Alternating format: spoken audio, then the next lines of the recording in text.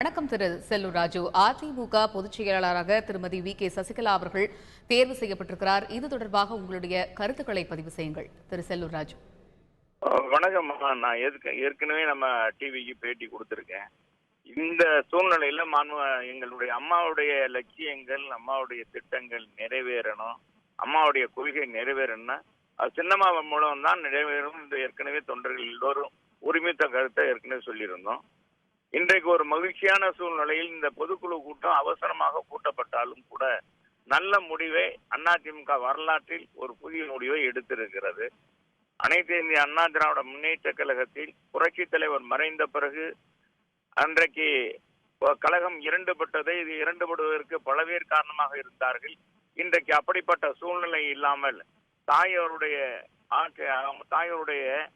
வழிகாட்டின்படி கட்சி கட்டுக்கோப்பாக இருந்து இன்றைக்கு அம்மாவுடைய கொள்கைகள், அம்மாவுடைய லட்சியங்கள் தமிழ்நாட்டுடைய ஏழை எளிய மக்களுடைய, பாட்டாளி மக்களுடைய வாழ்க்கை தரத்தை உயர்த்த வேண்டுமானால் அதிமுகவால் தான் முடியும், வேற எந்த கட்சியாலும் முடியாது என்ற அம்மாவுடைய ஆணித்தரமான அந்த எண்ணத்தை நிறைவேற்றக்கூடிய லட்சிய தலைவர் இன்றைக்கு நம்முடைய சின்னம்மா அவர்கள் தான். இதைத்தான் ஒட்டுமொத்தமாக இன்றைக்கு பொதுக்குழுவானது ஒருமனதாக இன்றைக்கு மூத்த தலைவர்கள் இருந்து இன்றைக்கு இருக்கிற இளைஞர் இளம்பெண்கள் பாசனையுடைய அதனுடைய தலைவர் வரை, இளைஞர்கள் வரை அனைவருமே ஒட்டுமொத்தமாக ஏற்றுக்கொண்டார்கள். எனவே இது மகிழ்ச்சிக்குரியது. தமிழ்நாட்டு மக்களுக்கு அம்மா விட்டு சென்ற பணியை தொடர்வதற்கு சின்னம்மாவுக்கு ஒரு வாய்ப்பை கொடுத்திருக்கார். இந்த வாய்ப்பு நிச்சயமாக சின்னம்மா அவர்கள் மூலமாக தமிழ்நாட்டு மக்களுக்கு சிறந்த ஒரு நல்ல திட்டங்கள், நல்ல ஒரு செயல்பாடுகள் கிடைக்கும் என்பது ஆணித்தரகமாக நாங்கள் நம்புகிறோம். திரு செல்லூர் ராஜு, நீங்கள் உங்களுடைய முதற்கட்ட கருத்துக்களை பதிவு செய்தீர்கள். அடுத்த பொதுச் செயலாளராக திருமதி வி.கே. சசிகலா அவர்கள் தேர்வு செய்யப்பட்டிருக்கக்கூடிய இந்த சூழலை தமிழகம் எங்கும் இருக்கக்கூடிய அனைத்து இந்திய அண்ணா திராவிட முன்னேற்ற கழகத்தின் தொண்டர்கள் எவ்வாறாக பார்க்கிறார்கள், அவர்களுடைய மனநிலை எவ்வாறாக இருக்கிறது என்று நீங்கள் கருதுகிறீர்கள்? தொண்டர்களுடைய மனநிலையை நாங்கள் பார்த்துத்தான், நானும் ஒரு தொண்டன் தான். எனவே தொண்டனுடைய எண்ணம் தான் எங்களுடைய எண்ணம். அதிமுகவில் தலைவர் என்பவரே கிடையாது, எல்லோருமே தொண்டர்கள் தான். அம்மா அவர்கள் காட்டுகின்ற வழியில் செல்கின்ற தொண்டருடைய உணர்வை பிரதிபலிக்கிற ஒரு மாவட்ட செயலாளர் இல்லையானால் அவர் மாவட்ட செயலாளர் நீடிக்க முடியாது. கடந்த வாரம் கூட நீங்க பார்த்துருவீங்க, 4-5 நாட்களுக்கு முன்பாக கிட்டத்தட்ட ஒரு அரை மணி, நாங்கள் ஒரு 4 மணி நேரத்தில் 10,000க்கும் மேற்பட்ட பெண்கள் கூடிவிட்டார்கள். பேரணியாக மதுரையிலே வலம் வந்தோம். 4 மாச வீதியிலும் கழக நிர்வாகிகள் வந்தார்கள். ஏறத்தாழ ஒரு 10,000-15,000 பேர் வருகிறார்கள் என்றார். இன்றைக்கு அம்மாவுடைய உணர்வுகளை, அம்மாவுடைய லட்சியங்களை தெரிந்தவர்கள் தான் தொண்டர்களுடைய வழிகாட்டுதலாக இருக்க முடியும்.